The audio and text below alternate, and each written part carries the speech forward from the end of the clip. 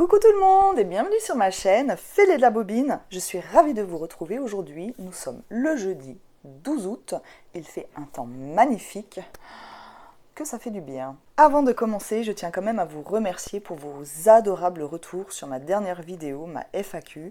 Merci vraiment pour tous ces adorables commentaires qui me touchent énormément et bienvenue aux nouveaux et aux nouvelles. De quoi allons-nous parler aujourd'hui? Eh bien, je vous retrouve avec grand plaisir pour un format un petit peu différent, à moitié différent.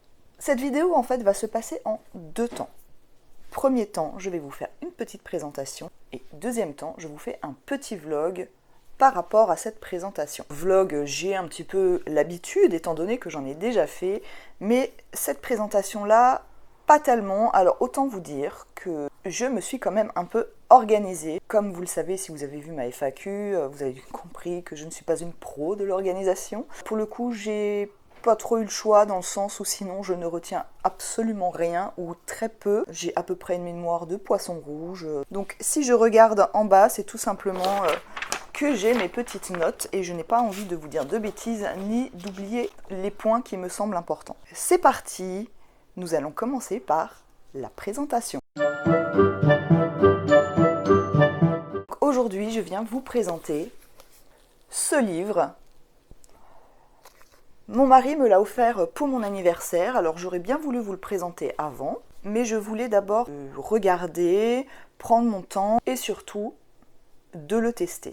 Alors je n'ai pas encore tout lu, mais je l'ai testé, je viens de finir mon test. Donc, ce livre c'est quoi? Donc c'est un livre de chez Artesane. Il y a 4 volumes, celui-ci c'est le 4e, qui s'appelle Drôle de femme. Alors je ne vais pas vous parler des 3 premiers étant donné que je ne les ai pas. Celui-ci propose 3 patrons avec 13 variations. Il y a également un cours vidéo offert. Pour ça, c'est très simple, tout est expliqué à l'intérieur du livre où on nous explique voilà comment accéder au cours vidéo. Il ne s'agit pas d'un cours vidéo du pas à pas des patrons qui sont proposés, mais des variantes ou de techniques. Par exemple, on nous propose des astuces d'insertion de dentelle sur la blouse et la braguette du pantalon. Alors, je n'ai pas regardé en entier cette vidéo qui dure quand même presque 2 heures. Tout simplement parce que j'ai trouvé que c'était trop long et que pour l'instant ça ne m'était pas utile. Mais c'est toujours bien de les avoir sous la main, donc voilà. Et vous voyez, je suis plutôt organisée pour le coup parce que j'ai mis tous mes petits morceaux de papier. Hein. J'ai travaillé. Hein. Comment se passe ce livre? Eh bien, je vais déjà vous montrer le sommaire qui est quand même plutôt très clair et très fluide. On nous explique bien, ce qu'il faut faire avant de coudre. Il y a un schéma de comment prendre ses mesures. Il y a également le tableau des tailles, donc avec les mesures et à quoi correspond votre taille, tout ça, enfin ça on connaît. Les marges de couture sont incluses dans les patrons. Et ensuite on nous parle simplement des modèles qui sont proposés. Ce livre nous plonge complètement dans les années 70, que ce soit par les modèles qui sont vraiment inspirés de cette époque-là, mais aussi par les chapitres qu'on nous propose. Il y a plusieurs choses plutôt intéressantes. On nous parle effectivement des 3 patrons qui sont proposés. Il y a après plusieurs pages en fait sur les modèles qui sont proposés et on voit les différentes variantes de ces modèles. C'est plutôt sympa de voir les modèles sous différentes formes avec les différentes variantes. Je vais vous montrer brièvement. Voilà, donc là c'est toutes les variantes qu'on nous montre, on nous explique le pantalon machin avec tel machin, le nanana, enfin bon bref, vous voyez un petit peu l'idée.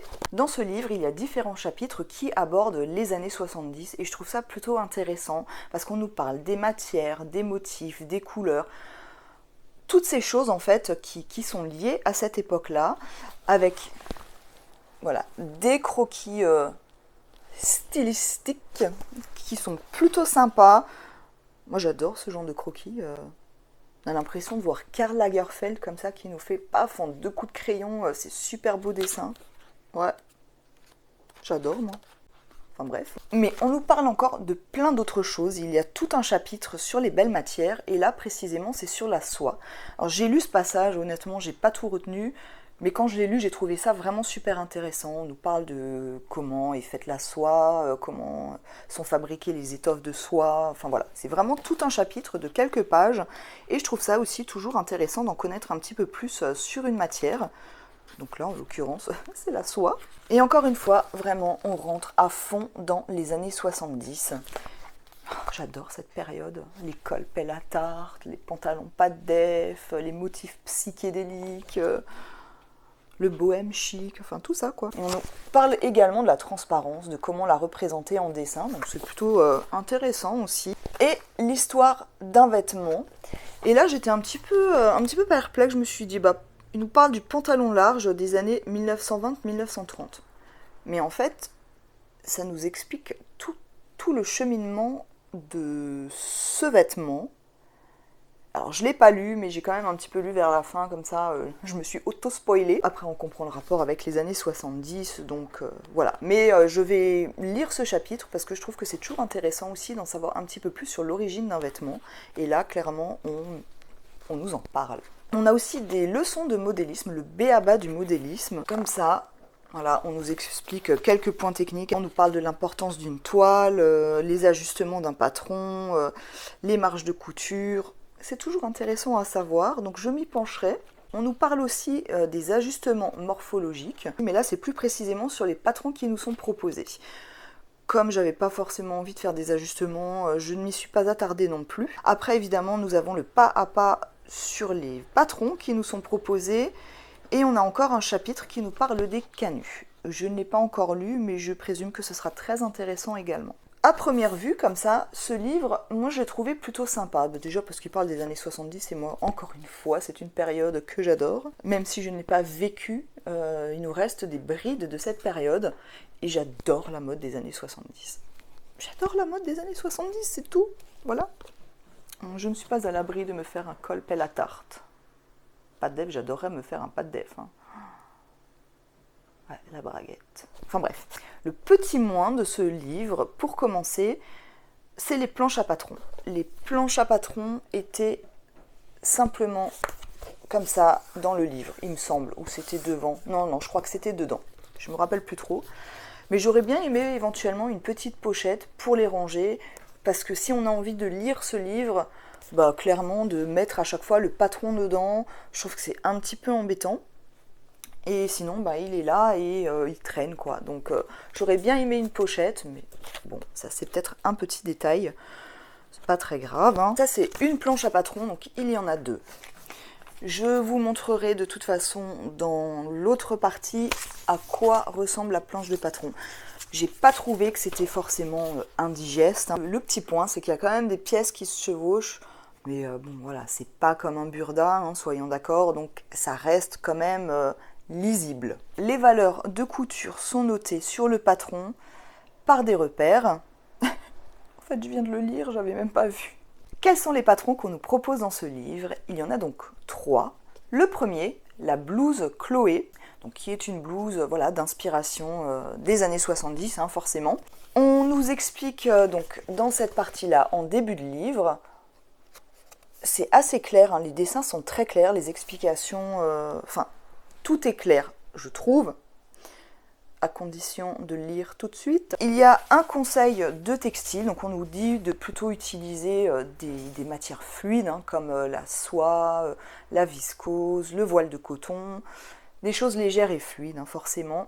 Il y a des plis, donc si on utilise un tissu trop épais, c'est pas aussi joli, quoi. Tout simplement. La mercerie, on nous dit qu'il faut entre 6 et 7 boutons, 2 mètres de tissu, de l'entoilage et du fil à coudre élastique. On nous propose donc 2 variations qui se situent au niveau du col. Ensuite, on nous parle du deuxième patron, le pantalon Yves. Donc pareil, toujours les conseils de textile, on nous dit qu'on peut très bien le faire en viscose, en soie, mais pas trop légère. On peut également utiliser les voiles de coton. Pour une version plus hivernale, on peut opter pour des lainages, des velours côtelés ou des velours ras, bref, du velours, peu importe. Bon. Concernant la mercerie, il faut une fermeture éclair de 18 cm, 2,30 m de tissu, 20 cm d'entoilage et 2 boutons. Pour ce patron, on nous propose 4 variations et les variations se situent donc au niveau de la ceinture. Pour le prochain patron et le dernier, on nous propose la jupe Sonia Toujours pareil, on nous parle des matières qu'on peut utiliser, comme la toile de coton, le denim, velours côtelé, jacquard. Et là, par contre, il faut éviter les tissus trop légers comme la viscose, la soie et compagnie. Concernant la mercerie, une fermeture éclair de 18 cm, 1,5 m de tissu, donc c'est moins gourmand en tissu, de l'entoilage toujours et 2 boutons. Concernant les variations, eh bien, c'est toujours au niveau des ceintures que ça se passe, c'est exactement comme le pantalon. Donc voilà, nous avons bien 3 patrons que nous pouvons varier en différents styles. Les différences ne sont pas notoires non plus, étant donné que pour la blouse, c'est au col, nous avons 2 variations, le pantalon, nous en avons 4 au niveau de la ceinture, et la jupe, tout comme le pantalon, tout pareil, 4 variations au niveau de la ceinture. On nous marque bien 3 patrons et 13 variations. On a les variations, on a les 3 patrons, on y est. Pour vous montrer, je ne sais pas si on verra bien, donc là vous voyez les 2 pantalons, donc ce sont les mêmes pantalons avec 2 ceintures différentes. Là on voit une jupe, et là on la voit avec une ceinture encore différente. Concernant les variations de ceinture, on va quand même un petit peu les éplucher. Je vous mets ici donc les différentes variations. Donc la première, c'est la version ceinture large avec bride. Donc on nous explique comment elle se fait, il y a des schémas, tout est expliqué. Après, je ne peux pas vous dire si les explications sont bien, étant donné que je n'ai pas cousu de ceinture. Nous avons ensuite la version ceinture large avec les surpiqûres, la version ceinture nouée et la version ceinture fausse poche. Voilà, donc après on peut adapter la ceinture qu'on veut au pantalon ou à la jupe. À chaque fois, il y a les petits schémas et le pas à pas de la ceinture. Ensuite, on en vient à la blouse. On nous explique aussi comment faire les différents cols. Donc, soit le col Pierrot, soit le col Richelieu. Et ensuite, on en arrive au pas à pas. Et là, c'est pareil, on a des schémas, les explications dans l'ordre. Vous verrez ça tout à l'heure. C'est plutôt assez clair quand même et assez... Je sais plus ce que je voulais dire. Ce que je trouve dommage, et là j'avoue que j'ai plutôt un peu râlé, c'est qu'il n'y a pas de plan de coupe. On ne nous indique pas les pièces, ni le plan de coupe dans le livre. Ça j'ai trouvé un petit peu dommage. Alors c'est vrai qu'on a l'habitude en général avec un patron, on nous met un petit schéma des pièces qu'il faut couper, et on nous met le schéma du plan de coupe, et là il n'y avait pas, et j'avoue que ça m'a un petit peu perturbée. Je ne vais pas dire j'étais perdue, mais j'ai du coup feuilleté le livre dans tous les sens à la recherche de ce fameux schéma, et je ne l'ai pas trouvé. Alors possible que je sois un peu miro, hein, on n'est pas à l'abri de ça non plus, mais quand on voit le plan de coupe et où les pièces à couper, eh ben on sait que, voilà, je sais pas moi, il y a 4 pièces, donc on coupe nos 4 pièces. Là, je les ai cherchées, donc j'ai déjà perdu un petit peu du temps à regarder toutes les pièces. Ah bah tiens, ça c'est la blouse, hein, ça c'est le pantalon, ça c'est ceci, ça c'est cela. Voilà, c'est pas insurmontable, c'est pas non plus hyper pénible, ça m'a pas pris 4 jours, mais j'ai trouvé que c'était un petit peu perturbant quand même. Voilà, donc j'ai peut-être quand même perdu au moins 5 minutes de mon temps, ce qui n'est pas rien, d'accord. Alors ce livre, j'en ai pensé quoi? Eh bien, j'aime bien dans le sens où il y a beaucoup de choses sur un sujet bien précis. Donc là, en l'occurrence, les années 70, et c'est vraiment quelque chose qui me parle. De parler de l'histoire d'un vêtement, d'un tissu, d'une matière, c'est quelque chose qui m'intéresse beaucoup, parce que je suis assez curieuse, donc... Ça me plaît beaucoup. Après, j'aurais beaucoup aimé avoir une pochette pour ranger les patrons. Là, vous allez dire que je suis hyper tétillante et tétilleuse, ou bref, que je titille, quoi. Pour le rangement, j'aurais trouvé ça vraiment, vraiment pratique. Les 3 modèles. La jupe, je ne suis pas certaine de la faire un jour, tout simplement parce que je suis pas très jupe. Mais je ne reste pas figée sur un nom catégorique non plus. Le pantalon et la blouse, bah là, j'aime beaucoup. Donc voilà, vous allez bientôt savoir quel modèle j'ai décidé de faire. Le livre est à 28 €. Alors, est-ce que j'aurais acheté ce livre si mon mari ne me l'avait pas offert? Je ne suis pas sûre. Si vous avez vu ma FAQ, vous savez que j'ai du mal parfois à me décider.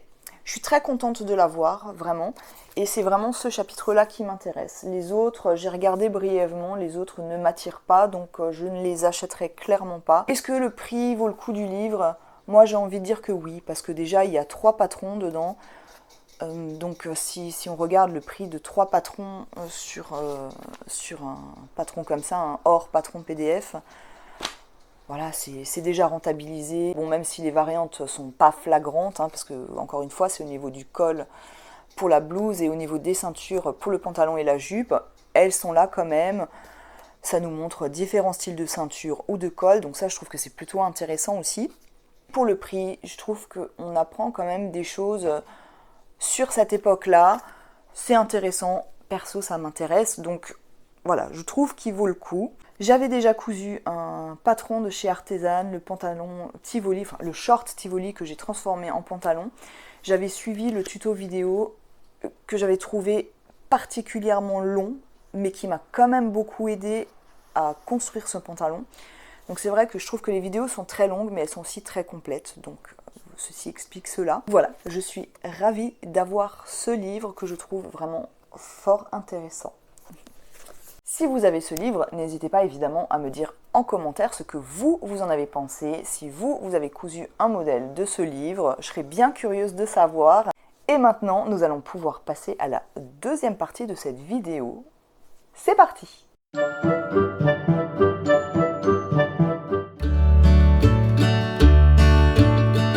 Je me tape déjà l'incruste, en fait je suis en plein montage de la vidéo et je me suis rendu compte que je n'avais absolument pas dit ce que j'allais coudre, enfin du coup ce que j'ai déjà cousu, mais bref, je suis partie sur la blouse Chloé. Voilà, je vous laisse visionner tout ça. Voici donc une des 2 planches. On voit clairement et nettement qu'il y a des pièces qui se chevauchent. Là par exemple, il y a une poche de la jupe sur une pièce de la blouse. On voit que c'est la ceinture du pantalon et de la jupe. Il y a plein de petits traits partout comme vous pouvez le voir et c'est sur toute la longueur quasiment. Donc il faut quand même un petit peu s'accrocher. Et donc voilà pour la deuxième planche. C'est tout pareil, ça se chevauche. Bon, c'est pas non plus comme un burda, hein, faut pas exagérer. Ici par exemple on voit que c'est une pièce. Par-dessus, là, il y en a une autre. Là, il y a une poche. Voilà un petit peu les planches à patron.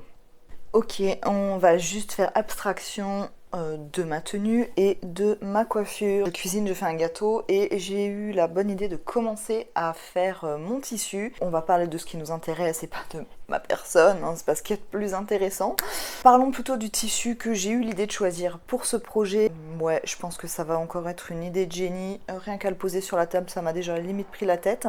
C'est pas grave, on assume jusqu'au bout. Je vais vous montrer ça, c'est parti. Et voici donc mon sublime tissu. Vous le reconnaîtrez si vous avez regardé mon haul concernant les tissus du marché chez Dries & Stoffen. Celui-ci en l'occurrence vient du marché. C'est transparent, on voit que c'est texturé, donc je sais pas, c'est un voile, une mousseline... un truc dans le genre, et j'ai trouvé que pour le patron, il était juste parfait. Je dis ça, mais je pense que ça va être une galère sans nom à coudre. On en vient aux pièces. C'était pas forcément super la galère à décalquer, c'était juste un petit peu la galère à savoir les pièces qu'il y avait. Comme je vous le disais dans le petit retour du livre, je déplore un petit peu le fait qu'on nous indique pas le nombre de pièces qu'il y a à couper, ni l'intitulé des pièces. Donc j'ai un petit peu cherché, évidemment sur les planches de patron. On le voit assez facilement, même si ça se chevauche, on arrive à voir. Donc, clairement, quand on débute, c'est peut-être un petit peu compliqué. Je suis d'accord. Je m'attendais à ce qu'il y ait un patron également pour les cols, et en fait, non. Donc perso, j'ai choisi de faire le col Pierrot. Bon, je ne l'ai pas sous les yeux, j'y reviendrai plus tard quand je le ferai ou quand je l'aurai fait, mais concrètement, on nous indique juste, plus on veut que ce soit froncé, plus il faut faire une bande, mais par contre, donc couper dans la lèse. Non, attendez, je suis en train de vous dire n'importe quoi là en fait. Je recommence. On nous indique aucune valeur, que ce soit au niveau de la largeur comme au niveau de la longueur. On nous dit simplement que s'il faut froncer, bon, grosso modo, plus la bande elle va être longue. Donc oui, c'est une bande, donc plus celle-ci va être longue et plus ça va être froncé au niveau du col. Est-ce que vous avez suivi ouais, je me perds un peu là ou ça va? Vous êtes encore là? J'ai perdu quelqu'un? Voilà, ça dort pas là derrière. Le mieux, c'est de couper toute la longueur de la laisse. Donc si votre tissu fait 1,40 m, vous allez couper une bande sur 1,40 m. Et après, pour la hauteur, grosso modo, c'est à vous de vous débrouiller. On peut aussi faire plusieurs niveaux, c'est une espèce de superposition comme ça. Voilà. Pour l'instant, je ne sais pas encore quelle option je vais choisir, mais clairement, j'ai envie de faire un col Pierrot. Donc, je vais prendre cette option-là, si j'ai assez de tissu, mais je pense qu'il n'y aura pas de problème à ce niveau-là. Et bien voilà, c'est parti pour épingler les pièces sur le tissu et pour les couper. C'est parti!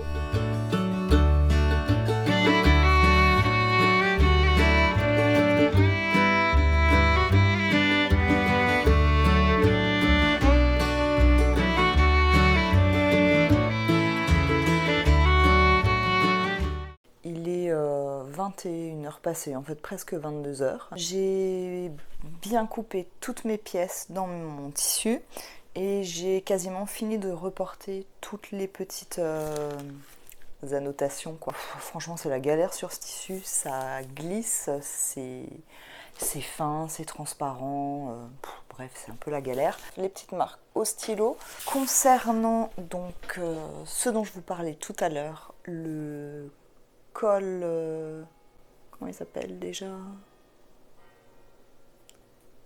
J'ai un trou de mémoire. Non mais ça devient grave, hein. J'ai Alzheimer qui me guette là. Le col Pierrot, un truc qui vient en tête.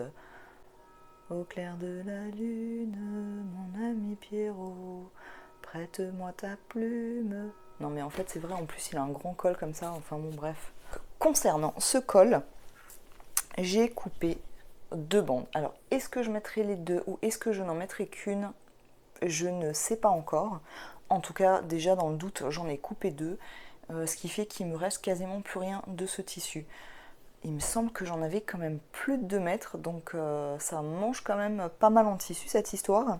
Ce que j'ai fait, c'est que effectivement, j'ai coupé sur, je me rappelle plus de combien de centimètres, mais je crois que c'est une vingtaine de centimètres. Je suis pas à l'abri de recouper si jamais c'est trop grand.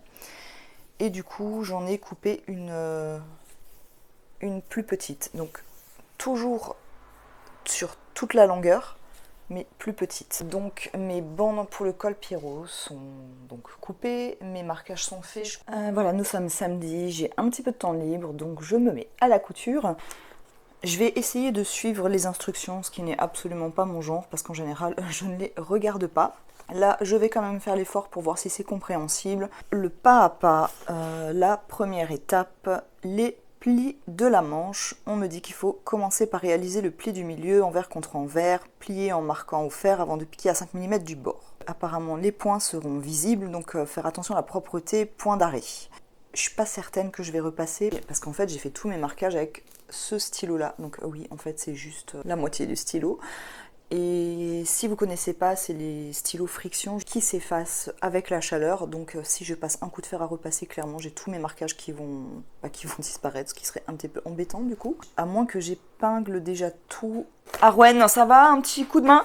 Non mais elle fait carrément ses griffes sur le canapé, j'hallucine quoi, sans complexe quoi. Là vous voyez tous les marquages que j'ai fait donc avec mon stylo friction. Bon ben je vais faire une tentative, hein. La matière, oh là là, vous le sentez là déjà, la matière un peu chiante. Je commençais déjà à désespérer, en fait, comme d'habitude, je lis à peu près pas la moitié. Il était dit de réaliser le pli du milieu, alors je comprenais pas trop le pli du milieu. Quel pli du milieu. Et c'est là que j'ai vu piquer les 9 plis sur chaque manche. Donc en fait, il faut, d'après ce que je comprends, hein, je suis pas la plus calée, mais d'après ce que je comprends, donc il faut que je commence par celui du milieu, je ne sais pas pourquoi, et qu'ensuite je fasse les autres. Après, je sais pas, est-ce qu'on commence à droite, à gauche, tout dépend dans quel sens on le regarde. Soit. Ensuite, on nous dit qu'il faut bien repasser les plis vers le dos de la manche. Alors j'ai bien regardé sur ma pièce de patron et je n'ai pas vu, vous savez en général on a toujours une petite encoche qui dit où est le devant et où est le dos, et là en l'occurrence je n'en ai pas vu. J'ai repris la planche à patron pour vérifier et je n'en ai pas vu. Alors est-ce qu'on fait au pifomètre ou est-ce que c'est parce que les pièces sont pareilles? Bon ben je vais épingler mes 9 plis, j'en ai déjà épinglé un, autant vous dire que j'ai mis à peu près 15 minutes, je pense. Je suis en train de me dire, mais qu'est-ce que j'ai encore eu comme idée là. Évidemment, il y a 2 manches, ce qui veut dire en tout 18 plis. Allons-y gaiement!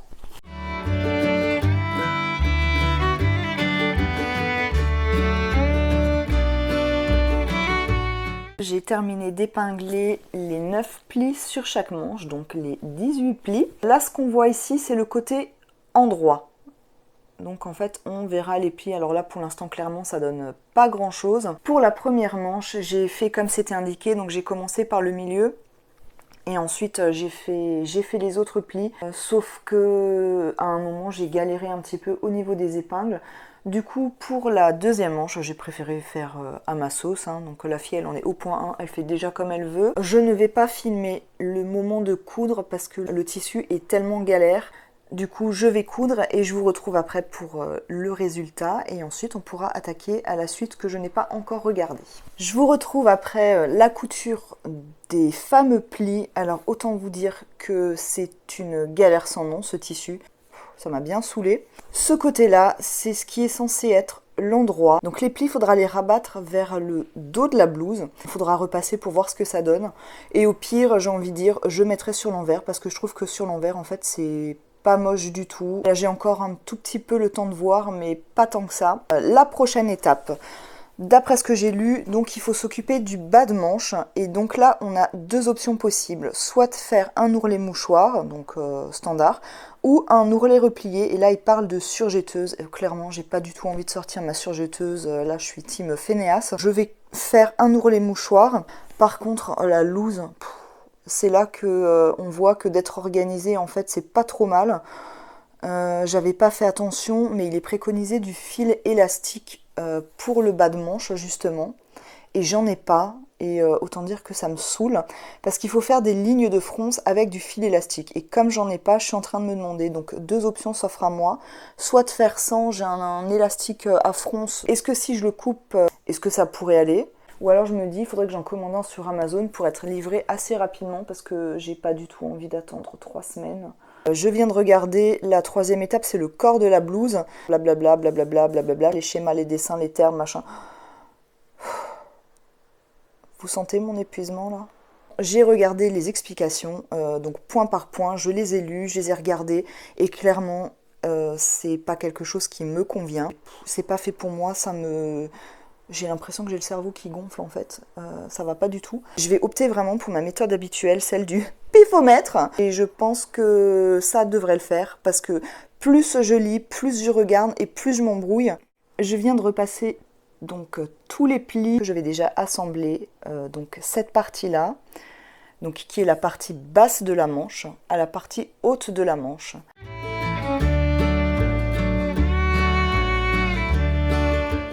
J'ai tout épinglé. Alors ce que je vous ai pas dit, c'est que évidemment je vais faire des coutures anglaises, ça va de soi.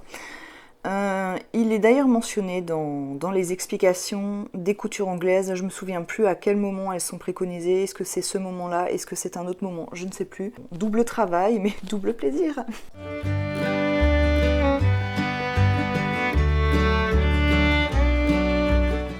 Tu le vois là, ce moment juste affreux où en fait il n'y a plus de fil dans ta canette, et ben c'est ce qui m'arrive. Bref.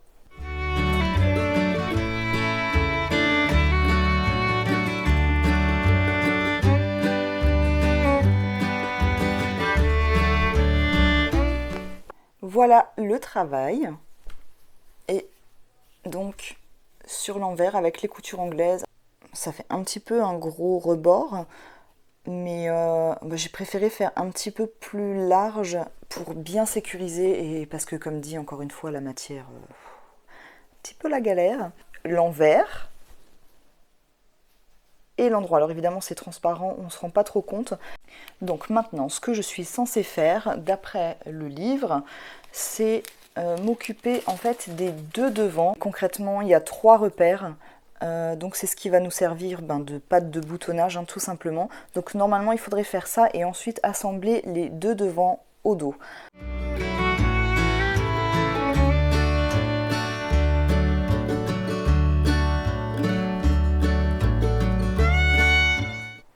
Pâte de boutonnage sont faites. On ne voit pas super, hein, c'est une question de lumière et de tissu. Donc maintenant, je vais fixer mes deux devants au dos.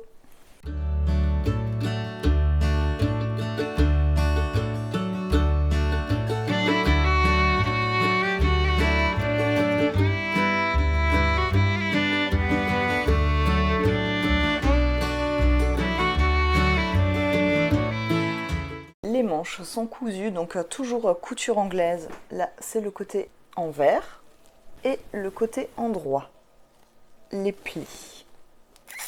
Voilà, donc maintenant les manches sont à monter sur la chemise et je crois qu'après je vais m'occuper du col. Je ne sais pas encore exactement quelle option je vais choisir. Je pense que je vais les finir au biais aussi parce que franchement faire un ourlet mouchoir sur cette matière là, ça m'a pris la tête pour les poignets.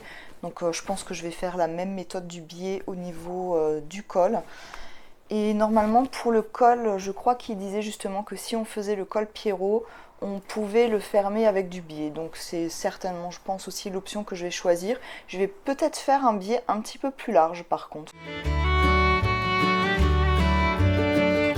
Les manches ont été assemblées sur la blouse. Donc concrètement, la prochaine étape va se passer au niveau du col. J'ai examiné le livre, quand même, si déjà je l'ai. Et normalement, il y a le patron du col sur la planche à patron. Mais comme je veux faire un col Pierrot, c'est pas obligatoire parce qu'il est bien écrit. Pour cette variation, il sera suffisant et moins difficile de remplacer le col par un biais à cheval d'un centimètre, blablabla. Bref, concrètement, on peut utiliser du biais, donc ça m'arrange. Perso, je préfère, comme j'ai mis du biais au bas de manche, je pense que ça fera joli d'avoir un petit rappel au niveau du col. Donc je vais pas m'embêter à couper le col dans le tissu étant donné que je vais mettre un biais. Concernant le biais, je me suis amusée pendant à peu près 3 plombes et demi, pour ne pas dire 5 voire 6, à faire à peu près 15 km et demi de biais.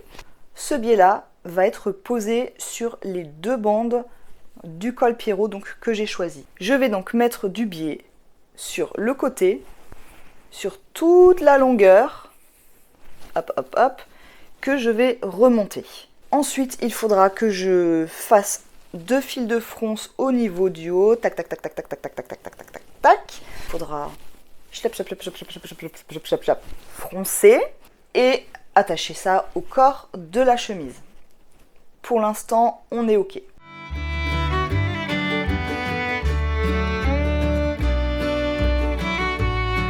Concernant le col, j'avais un petit souci. Comme je vous avais dit, je ne mets pas le morceau de colle qu'il y a sur la planche de patron, étant donné que je vais mettre un biais. Et j'avais ce petit souci à savoir, mais comment est-ce qu'on fait, étant donné qu'il fallait faire un fil de fronce, blablabla, bon bref. Et comme effectivement je lis à peu près en travers, en diagonale et la moitié, forcément je n'avais pas l'info. J'ai donc repris le livre que j'ai lu. Bon, pas en entier, hein, juste le passage qui m'intéresse, où effectivement on nous dit concrètement qu'on prend les deux morceaux du col qui sont censés donc faire le col. Je les ai dessinés sur une feuille, bon là il me manque 2 cm, là il me manque 2 cm, mais ce repère là en fait va me servir simplement à poser la chemise et à voir la largeur du col.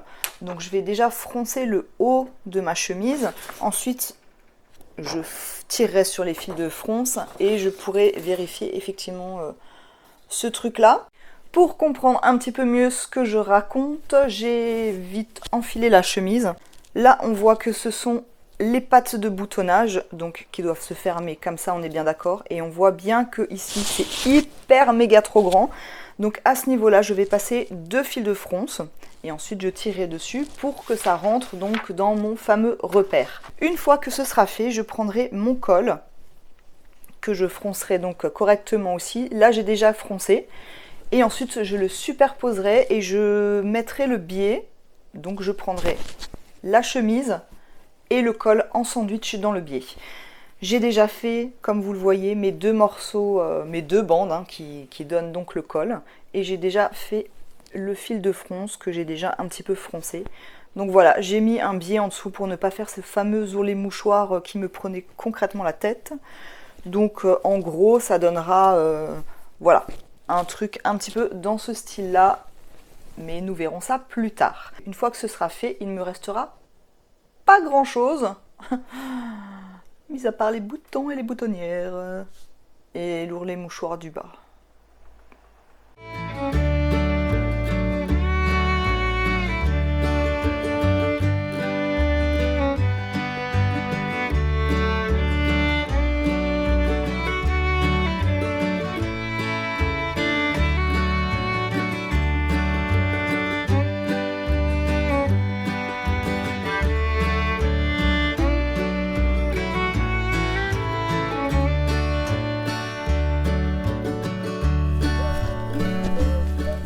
La chemise est bientôt finie, il ne me reste franchement plus grand chose à faire. Concrètement, les boutonnières, coudre les boutons et la chemise est terminée. Concernant le col, j'avoue que j'ai un peu galéré. Je ne suis pas du tout une spécialiste du biais et j'ai franchement galéré parce que normalement c'est bien de faire, vous voyez, un bord carré quoi, enfin un angle droit quoi. Et j'ai regardé quand même des tutos. Mais visiblement, ça m'a pas réussi. J'ai pas réussi à faire aussi bien que ce que je voulais. Du coup, ça m'a un peu saoulée. Et le deuxième, j'ai fait un arrondi. Du coup, on se retrouve avec un angle droit et un arrondi. C'est pas GGGG. Autre petit point, c'est que comme il n'y avait absolument aucune indication de largeur pour les bandes, j'ai fait évidemment au pifomètre. Et le pifomètre ne s'est pas forcément révélé non plus le meilleur. Ça aurait pu être pire, mais j'ai toujours tendance à faire plus grand. Du coup, le col est vraiment très grand, mais c'est pas grave. Après, c'est une première, donc je trouve que ça reste portable. L'autre petit point encore, c'est que le biais, je l'ai coupé dans une nappe et ça reste quand même assez rigide. Et ça enlève de la fluidité de la chemise. Du coup, ça fait un côté un petit peu raide qui n'est pas forcément non plus génial à 100%. Bon, pour une première, on va dire, ça passe. Je le saurai pour la prochaine fois, hein. J'ai encore appris quelque chose. Bon, je m'en doutais fortement, j'ai quand même voulu insister. Tant pis. Et pour le bas de la chemise, eh ben, j'ai quand même fait un ourlet mouchoir.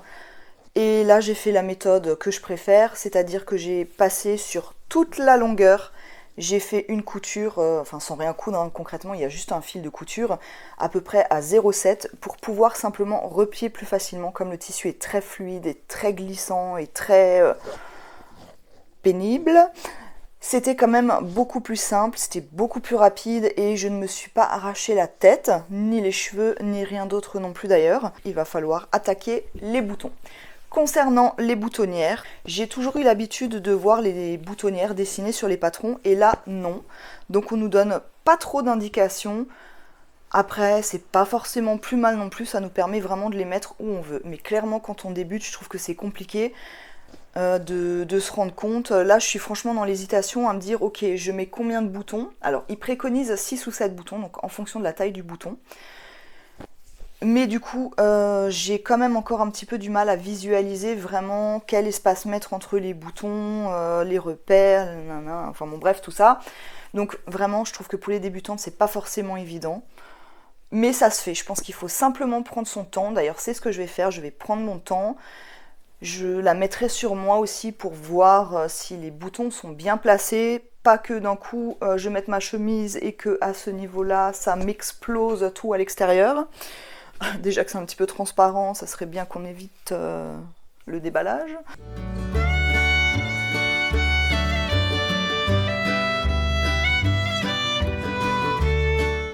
Comment dire que c'est carrément la galère. Je commence les boutonnières. La première s'est avérée, bon, pas hyper cata, mais pas génial non plus. Je suis un petit peu dégoûtée. Et en fait, la deuxième, je vais vous montrer. Voilà, ça c'est déjà pour la première. En fait, le biais a été un petit peu embêtant et ne m'a pas aidé à faire cette boutonnière. Ouais, enfin bref, on voit que c'est pas hyper net. Bon, ça aurait pu être carrément pire. Et pour ce qui est de la deuxième, en fait, l'aiguille, elle a fait je sais pas quoi. Ça s'est tout emmêlé à l'intérieur. Le morceau reste. Si je tire dessus, ça va clairement déchirer le tissu. Purée, je suis dégoûtée. Oh la galère. Je pense qu'il va falloir que j'enlève toute la partie là de la machine pour essayer de sauver le tissu et que ça fasse pas un trou énorme. J'ai réussi à sortir le tissu visiblement sans le déchirer. On voit qu'il s'est passé un truc pas très réjouissant là-dedans. On voit une grosse moumoute, je vais vous montrer l'étendue des dégâts.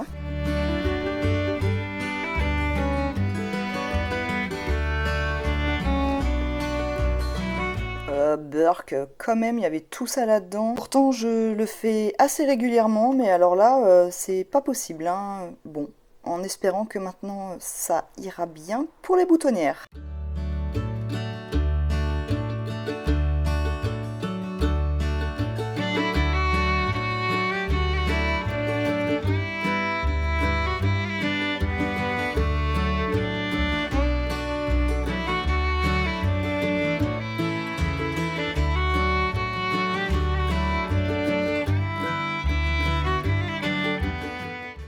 Voilà, je vous retrouve, la blouse Chloé est terminée. Avant de vous la montrer portée, je voulais quand même faire un bref retour sur ce patron, sur ce modèle. Franchement, c'est un modèle que j'adore. Il y a des choses que je ne ferai plus, genre le biais, peut-être pas sur une matière comme ça. Passons. Le col, pareil, un petit peu moins long. C'est pas grave, elle est portable, je la trouve super mignonne. Le tissu, une galère, mais bon, c'est pas de la faute du patron. Est-ce que je recommanderais ce livre ou ces patrons à des débutantes? J'ai envie de dire, si vraiment on a envie de faire un modèle, pourquoi pas? Les explications sont quand même plutôt pas mal, il y a des petits schémas, il suffit juste de prendre son temps, donc pourquoi pas? Il me reste à vous souhaiter un très bon week-end, une très bonne semaine. Prenez soin de vous. Évidemment, si vous avez aimé, n'oubliez pas le petit pouce. Vous pouvez bien entendu vous abonner à ma chaîne si ce n'est pas déjà fait et faire retentir la petite cloche pour être averti à chaque fois que je mets une nouvelle vidéo. Vous pouvez également me retrouver sur Instagram et si le cœur vous en dit, vous pouvez m'écrire à cette adresse mail. Voilà, je vous laisse sur la blouse Chloé. Je vous dis à très bientôt. Bye bye.